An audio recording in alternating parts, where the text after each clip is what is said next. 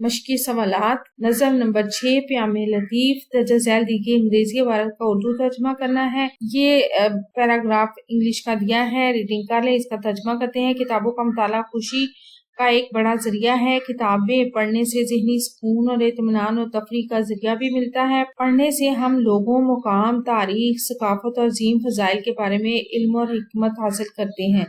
اگر کتابیں پڑھنے کا شوق پیدا کیا جائے تو ہم پڑھنے کے تمام فوائد سے لطف اندوز ہو سکتے ہیں۔ جب ہم تھک جاتے ہیں تو کتابیں ہمیں ذہنی سکون دیتی ہیں اور ہمیں پر امید بناتی ہیں۔ سوال نمبر 2 ہے، پیام لطیف نظم پڑھی ہے، درجہ ذیل اشعار کی تشریح کرنی ہے۔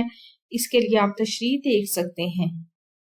سوال نمبر 3، شاہ عبداللطیف کے شامل نصاب کلام میں موجود مختلف موضوعات کی شناخت کرتے ہوئے اپنے ساتھی طلباء کے سامنے وضاحت کریں اور انسانی شخصیت کی تربیت کے حوالے سے انظری افکار و خیالات پہ اپنی رائے کا اظہار کرنا ہے۔ یہ خلاصے میں بھی ہم کر چکے ہیں اور یہی ہم تشریح کے شروع میں پیراگراف بھی کر چکے ہیں، آپ اسے ریڈنگ کر سکتے ہیں۔